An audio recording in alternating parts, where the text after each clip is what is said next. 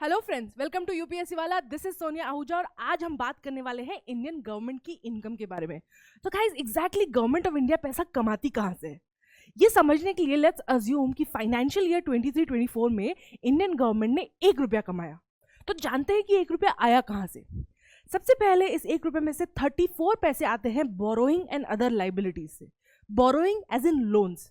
Indian government जब भी loan लेती है, चाहे फिर वो इंटरनेशनल एक्टर्स से ले या पब्लिक से ले, this including any other money that is picked up from a market is considered a liability. This will include treasury bills, loan taken from RBI and so on.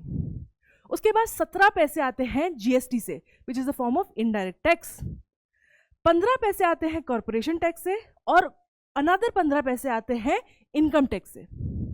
7 पैसे आते हैं union excise duty से, जो कि impose की जाती है tobacco, fuel और अल्कोहल पे। 6 पैसे आते हैं नॉन टैक्स रिसीट से, which are earn from all the licences, permits, fees, fine and penalties that are impose by Indian government. 4 पैसे आते हैं कस्टम ड्यूटी से, जो कि कलेक्ट होती है गुड्स पे on the ports. And finally 2 पैसे आते हैं नॉन डेट कैपिटल रिसीट से, for example loan recovery and disinvestment. अब हम ये तो समझ गए कि पैसे कमाए कहाँ से जाते हैं। Now let's understand कि पैसे खर्चा कहाँ किए जाते हैं। तो let's take this 1 rupee and understand कि एक फाइनेंशियल ईयर में इंडियन गवर्नमेंट कहाँ कहाँ पे पैसा खर्चा करती है। सबसे पहले 20 पैसे जाते हैं इंटरेस्ट पे करने में उन लोन्स का जो इंडियन गवर्नमेंट ने उठाए हैं।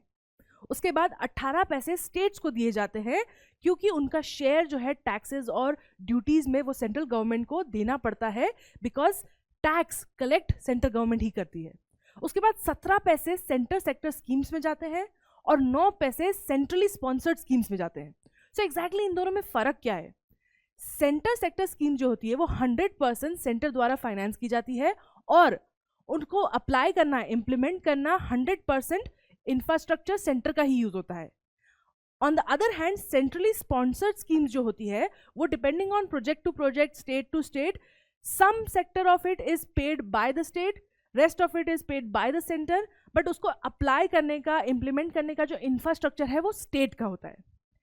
नेक्स्ट 9 पैसे जाते हैं finance commission and other transaction में, 8 पैसे जाते हैं डिफेंस को, अनदर 8 पैसे मिसलेनियस एक्सपेंडिचर में, 7 पैसे सब्सिडीज में जो कि पब्लिक को दी जाती है, और 4 पैसे पेंशन में for employees of the government of India. Guys, हम ये तो समझ गए कि इंडियन गवर्नमेंट पैसा कमाती कहाँ से है और खर्चा कहाँ करती है, बट यूपीएससी इस पे किस तरीके के सवाल पूछेगा।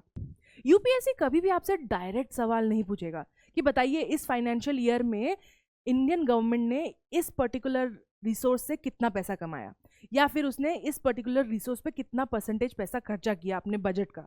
But they might ask you comparative questions.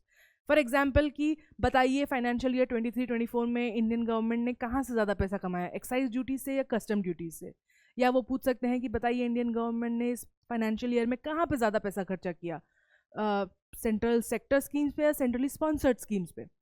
So every time that you are giving UPSC prelims exam, mains exam, उसके पहले जो बजट आया है उसको आप पढ़िए, स्पेसिफिकली ध्यान दीजिए कि कितना परसेंटेज और किस इंक्रीजिंग ऑर्डर में किस सेक्टर पे इंडियन गवर्नमेंट स्पेंड कर रही है और किस सेक्टर से इंडियन गवर्नमेंट अर्न कर रही है। इस इन्फॉर्मेशन को याद करके जाइए। This will help you answer many crucial questions that come in both the exams. I hope this information was important for you, useful for you. Have a nice day and I'll see you in the next video.